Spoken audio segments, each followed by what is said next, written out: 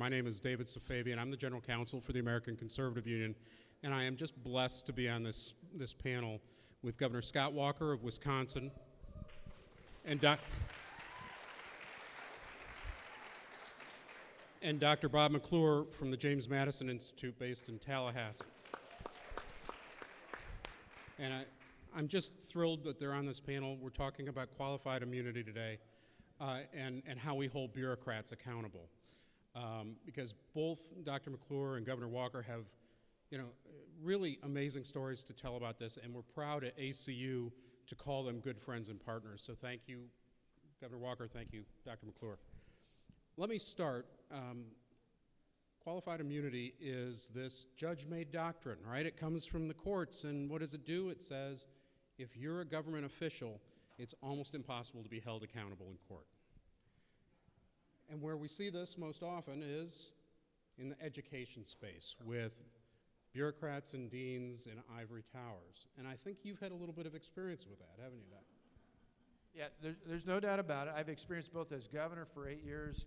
I was actually thinking about the only time in the last couple decades I haven't been at CPAC was 10 years ago this week when there was about 100,000 protesters crashing my state capitol. They weren't there for a day or even a few hours. They were there for about a month. But after all that, what came out of that, though, was we tried to push some reforms with our colleges and our universities, amongst many other reforms we pushed through. And you're right, the pushback there, we even see it still today. The new work I'm doing with Young America's Foundation, where administrators are constantly and increasingly not just using that immunity, but who are really canceling out, and we see it creeping in the culture and now big tech, but our conservative voices on campus. Give you one good example. UC Berkeley. I was talking about this earlier yesterday. UC Berkeley, one of many schools, UC Berkeley, of course, radical, but you can find it even the University of Texas, you can find it in Florida, you can find it all over the place. But UC Berkeley multiple times put in place this unwritten and unconstitutional policy that said, if you're going to bring in someone like Ben Shapiro or some other conservative speaker, they put in limits like there was a curfew at 3 in the afternoon, there was excessive fees that they didn't charge the liberal students for bringing in similar speakers along the way, all sorts of other restrictions out there. Well, we went to court, Alliance Defending Freedom joined us in leading on that, as we've done in many, many cases, and we won, and in this case, specifically, we included the University of California president, the system there, Janet Napolitano, of course, former governor, former Obama administration official. But the tough part is, unless these individuals face some degree of personal responsibility, they pass it on. The university has to pay out legal fees. They do other things in cases where we win. In a lot of cases, speakers, students, and others are afraid to even bring it up in the first place. But we've got to push back. We've got to be able to hold them accountable. We've done it before, but it is a difficult process. And in the end, they're never personally accountable for it.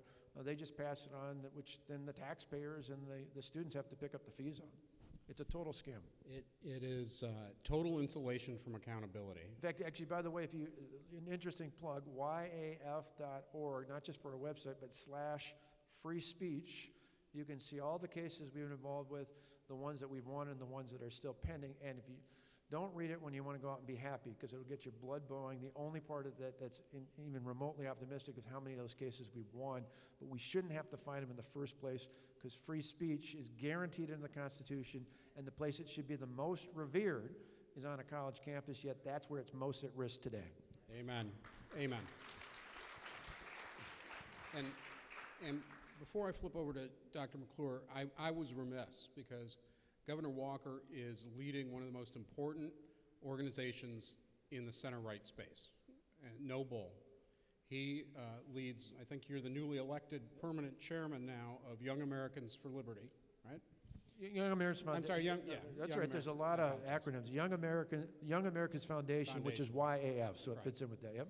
And some of the things they fight for student free speech, but one of the things that I think everybody in here might be interested in, we can just to throw it out there, is they now own the Reagan Ranch, if I'm not mistaken. So thank you for preserving that. And you'll get a kick, one aside, just from a legal standpoint, you'll appreciate as a lawyer.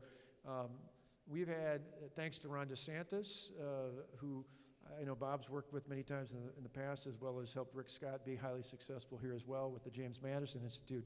But thanks to the governor, we were able to have our first in-person conference in Miami.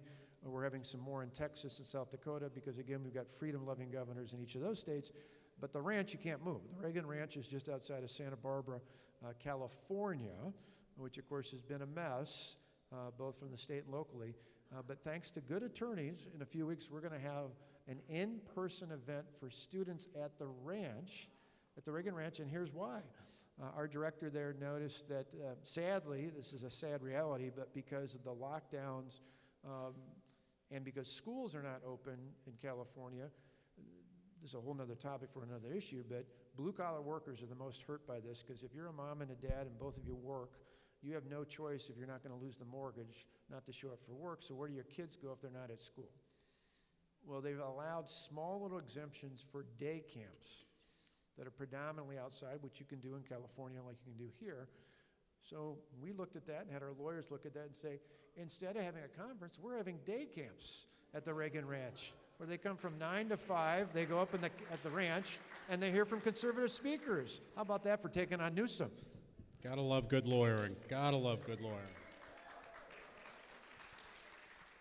Dr. McClure, James Madison Institute's in the education space, big education policy.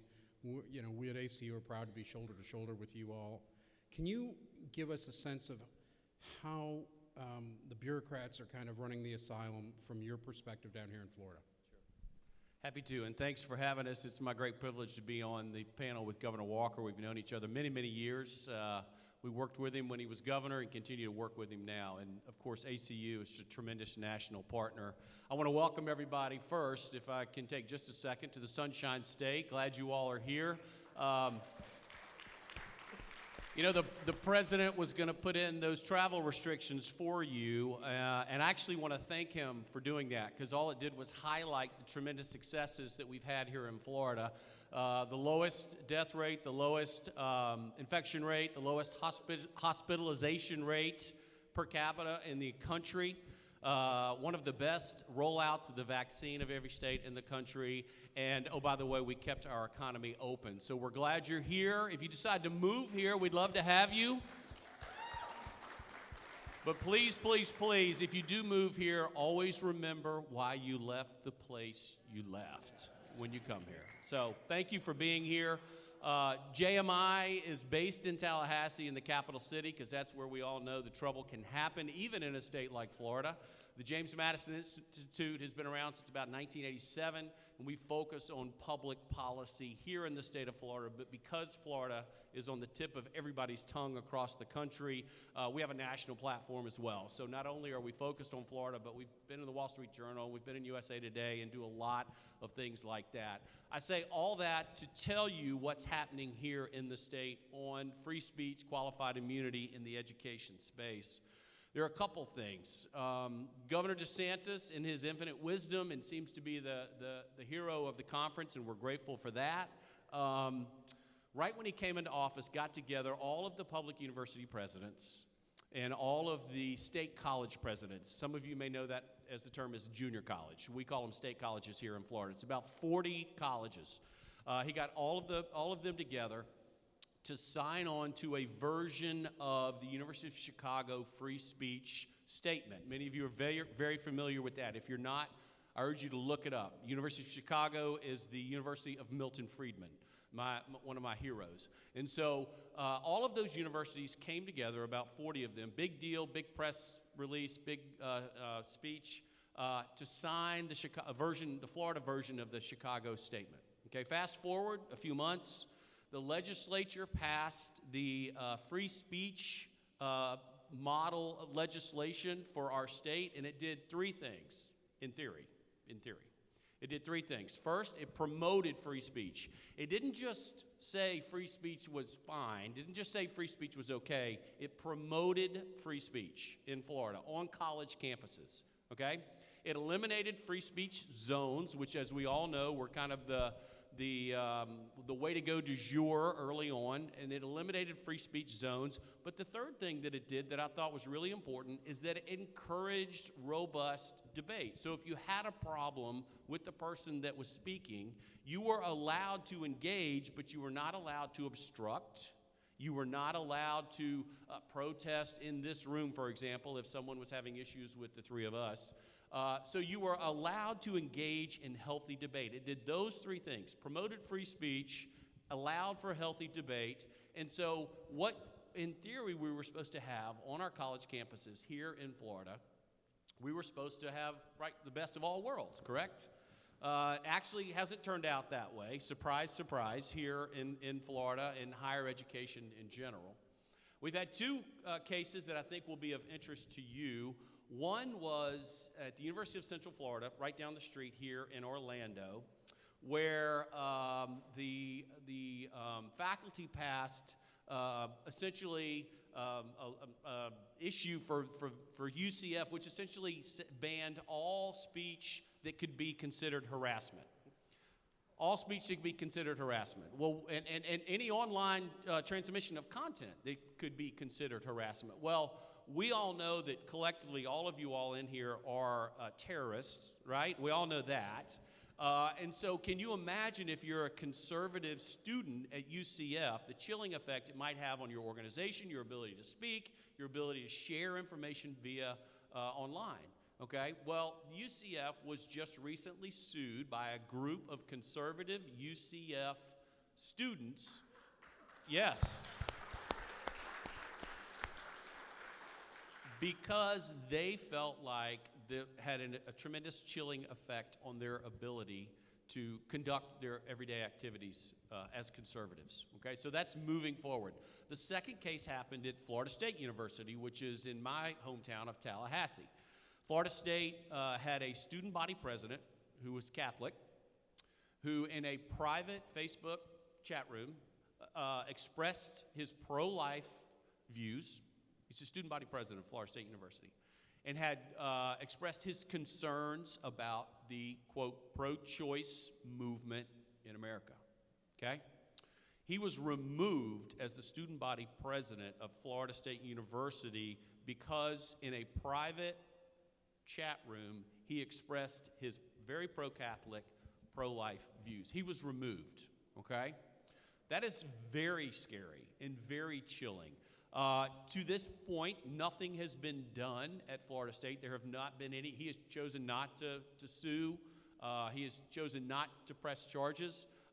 There has been tremendous outrage, and if you speak, the president of Florida State is actually a really good man, John Thrasher, who was Speaker of the House, Senate President under Jeb Bush. He was a good, strong Republican, but in this space, his decisions have been less than courageous, shall we say. And so Florida State now has a different student body president simply because this former student body president expressed his pro-life views. I'll say this finally, and then I'll certainly turn it back over to you. Governor Jeb Bush was a really great governor. He's not like the Bush reputation that you think. He was very free market, very bold, school choice, lower taxes. He was a great governor. Okay? And he had this saying that I think we all need to take to heart. Governor Bush always said, failure is never fatal, victory is never final. And so even though Florida did all of these great things on free speech, legislatively and with the governor, and we got all the presidents together and sang Kumbaya, victory is never final. And we have seen that at UCF, and we have seen that at Florida State. And so collectively, as Floridians, we must continue to fight every day. And collectively, wherever you're from and wherever you go back to, you must not back down. You must continue to fight for free speech every single day, because they are coming for you and for me. Thank you. Well, and just to, absolutely, applaud for that. If you don't mind me jumping in, just one addendum under that, because, Bob, you're so right about this. We did, when I first came in as well, along with all these other things, it's precisely what we did. Instead of bringing the presidents all in, I got control, president, or the governor appoints the regents. We got our regents to put in place a policy for all of our University of Wisconsin campuses, and we call them technical colleges along with that. the community-type colleges, to not only for the language that came out of Chicago, but here's the kicker, and it goes exactly to your last point there. What we found is public or private, government-run or private, almost all of them profess to be for free speech. So just because they sign a piece of paper, which is great to have people willing to do, the leaders like Ron DeSantis and others willing to do that, but what we found is after we did it, we had to come in and add teeth to that. Yeah. We first did it administratively, and then thanks to our Speaker of the Assembly, Robin Voss, for initiating it and changing the statutes, where we put consequences, both for students who interrupted, you talked about, which is essentially the getting rid of the protest veto, because to your point, Bob, if somebody stood up here and hollered and screamed and yelled the whole time we tried to speak, they're essentially vetoing our right to have free speech rights. So you can protest, you just can't stop somebody else from having, particularly when they have a sanctioned, organized event on a campus. But then we put in some teeth, so things like, when you look at policies like this, put in place, say you get one warning and the second time you do it, you get expelled from the university. So I actually put some teeth behind these things. Otherwise, all the good feelings in the world don't get you anywhere. It's precisely why I go back to your original topic with immunity is so important to push back on, because on this issue in particular, they'll all say they're for it, but you give them an inch, they'll take a mile, even among students. We did a poll that found 93% of college students say they're for free speech, which sounds great, until you push further in that poll, and more than half of the identified liberal students say, but they're okay with taking free speech rights away if someone says something that's offensive to other people. The only group that they don't qualify that for are conservatives. For all these people talk about diversity, the only diversity that they don't feel in line with is ideological diversity on our campuses, and sadly, we see it seeping into culture and even with our corporations in society. We got to push back. They are all in favor of diversity other than diversity of thought. That's right. And I'll tell you, I'm the father of a 17-year-old daughter, and trying to find the right school for finding a place that doesn't have safe spaces, right, that doesn't penalize thought and speech is almost an impossible task. Governor Walker, well, let me back up. Everybody's heard of this guy, Robert Mueller, and maybe this other great American, Michael Flynn, General Flynn. And we all know the abuse that they all went through, or that General Flynn went through at the hands of Robert Mueller. That wasn't the first case. In fact, anybody that has followed Governor Walker's career knows that he was, I'm sorry to say it, you were cool before it was cool with out-of-control folks. And, you've had firsthand experience of trying to fight a bureaucrat when you have no tools to fight them with. And I think it'd be important for folks to hear about it. Yeah, some people, if you haven't seen this, you can Google the Wall Street Journal did some exceptional editorials on this. Thanks to Eric O'Keefe having the courage to stand up and talk about it. The National Review at the time did some pieces. This was back in October of 13. So we went through this big protest, had a recall where they literally tried to undo me. But before I went through a recall in June of 2012, we had a whole group of state senators who had to face a recall August of 2011, and then another wave with me in June of 2012. The reason I say that is, so we weren't going to leave them hanging. These men and women literally made some of the most courageous votes, not only in my lifetime in Wisconsin, but I think arguably in America, where they were under death threats. I was receiving death threats. We literally, when I think about all the stuff the press gets worked up about at the U.S. Capitol in January, we dealt with it for a month, and we literally had lawmakers for weeks that had to exit out through a tunnel out of the Capitol to get away from the people that were not just protesting, but rioting and so on and so forth. So what that ties into is put that in context. So we weren't going to leave them hanging, so we went out and worked with third-party groups. We, meaning not the senators, but I on their behalf, because I was the focal point. I was the tip of the spear. I was the person that people knew they were paying attention all across America. And I said, I'm not just going to take care of myself. I can't leave these guys hanging. Who will ever take a courageous vote again if the minute that something happens, you leave them high and dry? So we went out, raised money, raised resources, worked aggressively, and retained the state Senate majority. But the left, who had already timed what are called John Doe, which is very much like the Mueller crazy activities, They had started a John Doe against me years before. They came back this time not only against me, but against a whole bunch of conservative patriots who were involved in this process of trying to help these senators who were so courageous in these acts. Started out with Democrat district attorneys in the largest 2 counties, spread throughout elsewhere, but where they were particularly under siege was by unelected bureaucrats in what was called the Government Accountability Board, with no direct accountability to any elected officials in the state. The governor, the legislature, we thankfully subsequently have eliminated that body and changed the laws since then. But they went on such a wild expedition. I caught a little bit of the last session. There's a lot of similarities, at least in regard to this story. So to get information to serve their political agenda, they didn't just go after me. They went after private citizens who were part of our process. One in particular, they sent squads in like you would do with a drug bust in the middle of the night, blasted into these homes, some with children and the whole bit, but one in particular, 16-year-old, neither parent or home. They were traveling, did not let him call his parents, did not let him call anybody else, told him he couldn't talk about it, and others couldn't talk about it, scared the dickens, well, scared a lot more than the dickens out of this kid. And all throughout this process, eventually it went not only to the state Supreme Court, for which they told them to stop it, it was unconstitutional. It worked its way through the federal courts, and a federal judge said the same thing. And then in direct defiance of that, they still released at one point hundreds of thousands of my emails and others to The Guardian, which is they went to an out-of-country entity to try and get around this. And all throughout this process with the sanctioning from attorneys and others at this Government Accountability Board. This is exactly the sort of stuff. We saw the riots and we saw the protest and the pushback before Donald Trump saw it.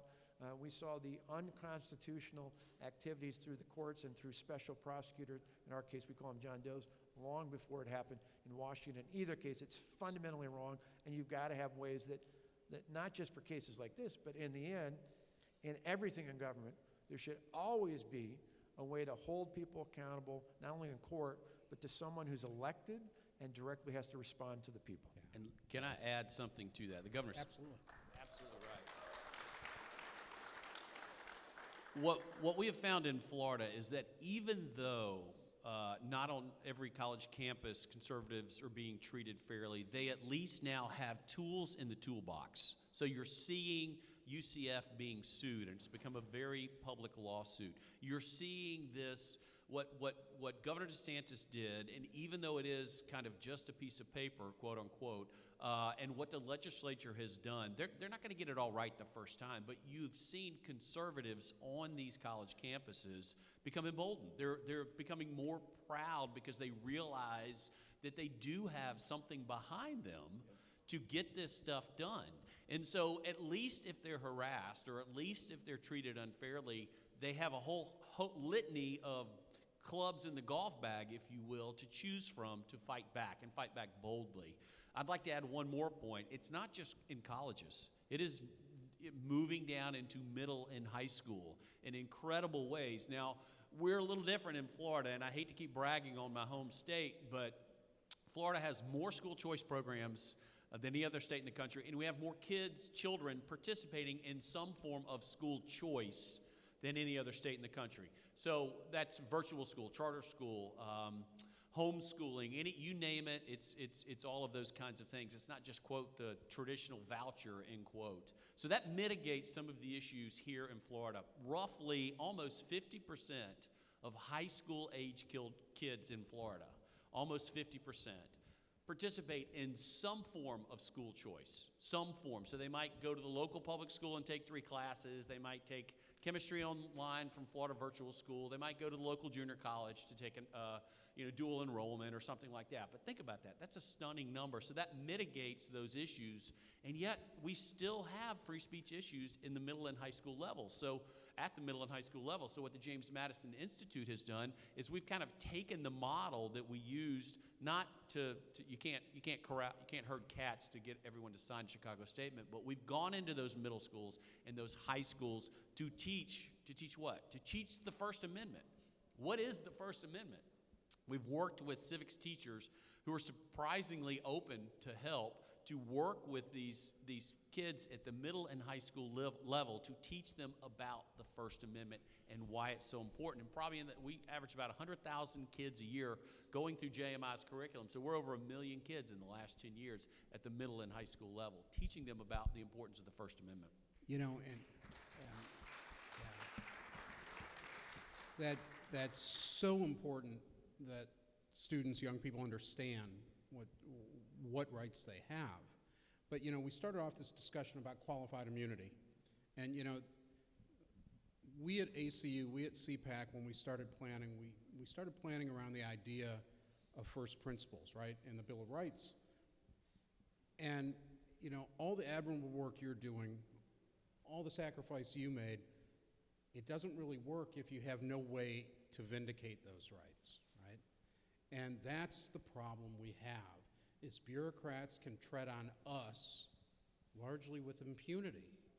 And, you know, our rights are violated, and there's not a whole heck of a lot we can do under a doctrine made by 9 people in black robes 50 years ago that has no basis in the Constitution. So the good news that I want to leave you all with is that we had a good case, right? Did either of you follow this Iowa case that you want to talk briefly about? You're the expert. We had a school administrator at Iowa State who decided he was going to pull the credentials of a faith-based organization because he didn't like that they were a faith-based student organization. And folks who were trained in the Constitution, students, they brought the suit, and for the first time in anybody's memory, the court not only waived the immunity, but held the bureaucrat personally liable. He's going to be working a long time to pay off the penalty that he now is liable for because he took somebody's rights away. And, yeah. Well, and it fits in with what I was talking about before on this, and we're not alone. Obviously, we've been doing this since 1960, but we're not alone. Others are doing good work, and I'm a huge advocate for James Madison, the work they're doing here, and interesting institutions like that you have in each of your own states. But this tip line I mentioned, that Young America's Foundation, YF.org, if you've got folks you know or students you know who've got tip line or others, you might just have tips as well. A lot of it goes back to exactly these sorts of cases. And where what we've done and beefed up not only our own legal team, but Alliance Defending Freedom has been a tremendous partner in this regard, is we push back and get aggressive, not just to respond to those cases, but to be extra aggressive going forward, because one of the great tools that's been underutilized is the Freedom of Information Act in the states. Oftentimes it's called the Open Records Law. Tremendously important, because you'd be surprised how so condescending some of these officials are, that they'll type, or what we found, for example, the University of Kentucky, not a place you'd expect to be particularly liberal, but the student government stopped a conservative chapter from being formed, much like the case in Iowa State. And what we found with the student body, wasn't even the administrators, the student body government officials on instant messaging. So it's not even email, it's not texting, on instant messaging, which they don't know under the law is still, you have to comply with if you're a public institution, government-run institution. We were able to go in and take out of their technology by aggressively finding this out, and saw all the condescending comments back and forth about how, not just how much they hated conservatives, but how they were going to drag the process out, how are they going to find all these excuses. Well, they're so ridiculous, they're so arrogant, they've been so emboldened by the media via the left, which is often indistinguishable, but they've been so emboldened this way. Oftentimes they give you the roadmap right out there. You just got to be aggressive enough to go in court, and then a court, as difficult as some of the judges can be in that regard, when you lay the facts out, it's almost, well, it's indisputable, and there's no way they can't take action. So we're going to need to do more of that. Each of our organizations, including ACU, can't do it alone. That's where you come in, and others that you know who are concerned about this issue, to get that information to us, to get that information to other like-minded organizations, so that we can continue to push, because if we have the facts, we just got to spell it in ways that is so indisputable that they have to act. And once we start doing it in more places than just Iowa, I think that's where the dominoes start to fall and people start to wake up in the way that we've done it with some of our free speech cases. Can I add one more thing? The governor's absolutely correct. Think about it historically. Since what, the 1960s? You know, the left has kind of had a free road because for years, you know, it's been like a warm bathtub for them. They keep getting more and more bold, and conservatives haven't really, quote, fought back, end quote, okay? And so it's been, you know, all of a sudden after 40 or 50 years, that warm bathtub, all of a sudden, we're coming after them. And so we're just getting started to defend free speech because what? It's true. Because you know, I always say, look, we have the right argument, but the left has the easy argument. They always like to say, we're saving the earth, we're saving the children, we're saving the oceans. What are you doing? And conservatives get into a 30-second postulation about economic theory or lower taxes, and they go, yeah, okay, whatever. We're saving the earth, we're saving the children, we're saving the oceans. What are you doing? That's changing.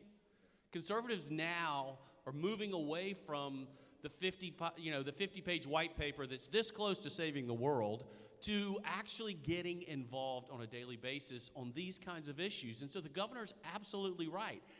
Florida's a good story. We have a long way to go. But you think about the Iowa State issue, you think about what they're doing in other states, and we've just begun. We're going to roll this back, okay? We're going to roll back the left on free speech, on a lot of other stuff, but on free speech. But we're going to roll them back because we're just getting started. And they're not going to know what hit them once that steamroll gets moving. Amen. The only thing I would say is we can't roll back the left without your help. Amen. And that means writing your legislator. That means showing up at town hall meetings. That means calling your governor's office and saying, you know what? I'm damn tired of it. If you all can't do it, we certainly aren't empowered to do it. So I would strongly urge you all, if you're concerned about free speech, if you're concerned about bureaucrats running amok and insulated by qualified immunity, if you're concerned about out-of-control investigations by nameless bureaucrats who get to leak information and then not be held accountable, it's your job to call your folks. Your job to reach out to us. We all have different ways to direct you in the right places, and we need your help. Thank you. Can I say just one more thing? Absolutely. He got to plug in about his website. If you'd like to learn more about the James Madison Institute, like I said, we're based in Tallahassee. It's just simply jamesmadison.org, jamesmadison.org. Thank you all very much. And if you, oh yeah, thanks. Definitely go to that. I'll give you a 1-minute reason why. We heard the what, why this matters. So last year, 2 days before I came to CPAC, I was giving a speech at Stanford. 3 of the young men that helped bring me there wasn't working at YAF, but was part of YAF and the College Republicans. 3 of the young men I met with before, I asked them all 3 how they became conservatives. One in particular told me neither of his parents were conservatives. He happened to get in his dad's truck, turned on the radio, heard Rush Limbaugh, liked what he heard after he listened for an hour, went out and read stuff, listened about stuff, followed up on stuff, and became a full-fledged conservative. Here's why it matters. His mother is Susan Rice. If we get the truth out, the truth is on our side. That's why they don't want to hear us. That's why they want to cancel us. We can't let that happen.